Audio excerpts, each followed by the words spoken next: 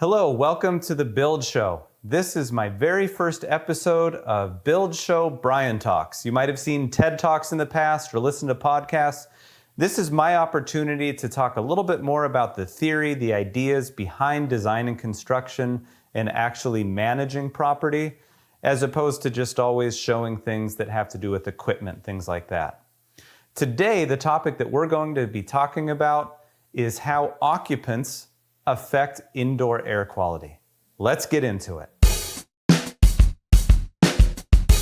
What in the world does a basketball have to do with indoor air quality? Well, in round numbers, and I looked this up, a basketball has about 434 cubic inches of air in it. Okay, so remember that. Just call it over 400 to keep it simple.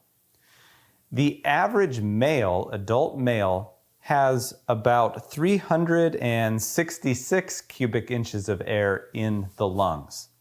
Call it 370. Let's make it real easy. We don't have to get too granular here. Let's just say that this is about the same capacity as I have in my lungs.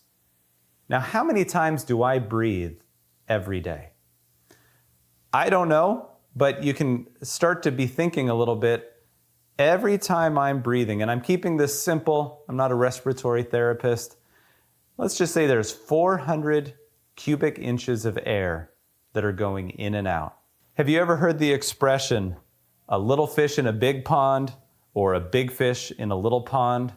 Now, these little guys are breathing, so to speak, underwater, and within that fish bowl, there's way less water than over here, and they're different sizes.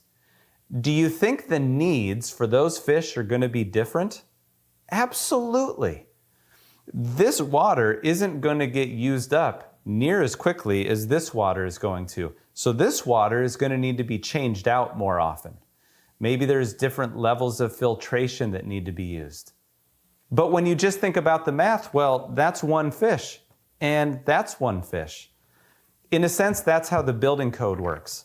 When it comes to ventilation, there are assumptions that have to be made, and I'm not going to criticize it. When it comes to designing a ventilation system, you have to start somewhere.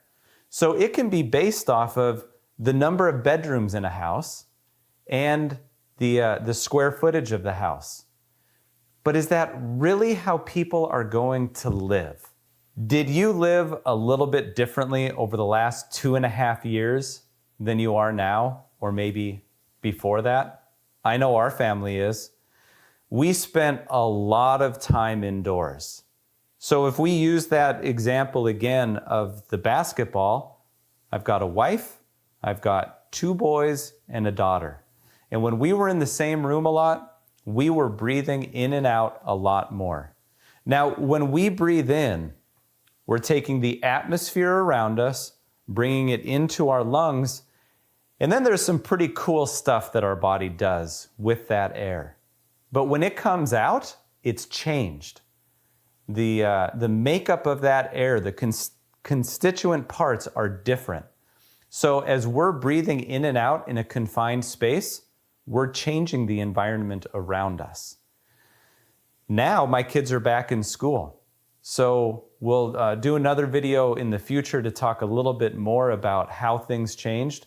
But suffice it to say, they changed. Now, the way we built our house is it's basically 2 houses in one.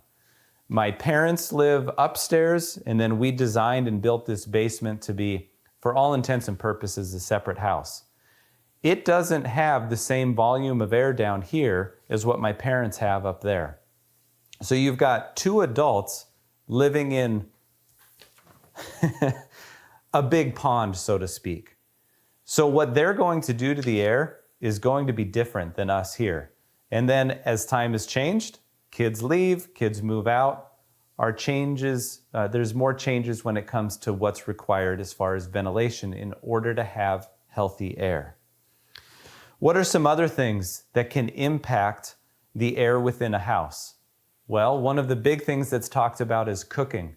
But it's not just cooking. Again, to think about an occupant. What if we had one person who's 75 years old, but they have 15 cats and it's in a 1,000 square foot apartment with 1 bedroom? Now, the code might dictate one thing, but I can guarantee you that there is a greater need for more air, fresh air, versus what is contained in that particular dwelling, if you will. As opposed to a family of 5, where both parents work out of doors and the other kids go to school all day. And then on the weekend, they're busy doing other things. What are some other things that can affect the air? Remember, we're already doing it just by virtue of breathing in and out. But if we cook, even different types of cooking can affect the air more. Yes, we can do things like running a fan, but we just want to remember we are affecting the indoor air to some extent. What are some other things? Well, some people really like scented candles. Now what I've just done is introduce some combustion into the air. And now that's going to be burning and taking the wax or whatever's in there. Where's that going to go when it heats up? Candles disappear. Well, they're just changing phase. We're breaking that apart and now it's up in the air. Now we can breathe it in. Now let's be reasonable and practical for a second. We try to think of ourselves as a practical or a rational builder. Much of this comes down to what your exposure is.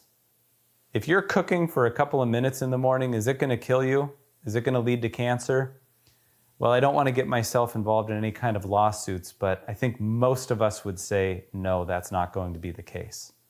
It comes down to exposure limits, exposure levels. That's what OSHA is concerned about with things like hearing loss, silica, things like that. How much exposure and for how long.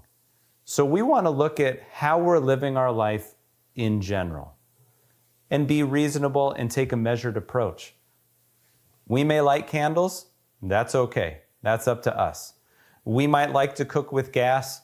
I'm not going to tell you that you should or you shouldn't.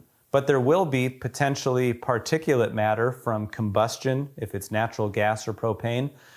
But even just cooking in a skillet or a saucepan can be releasing different components into the air. None of those things are really drilled down to when it comes to the building code. That was one of the main purposes of this video is, yes, we have to design a certain way. Yes, we build to a certain way, but all of us live somewhere. The main point is know what your particular behavior is, know that of your families, and then make some adjustments. Well, what did we cover today? Not all houses are built equally. Not all people are even built equally. Sometimes we've got a lot of square footage and cubic volume to live in. Sometimes we don't. When we're breathing, this is going in and out of our lungs in round numbers all the time.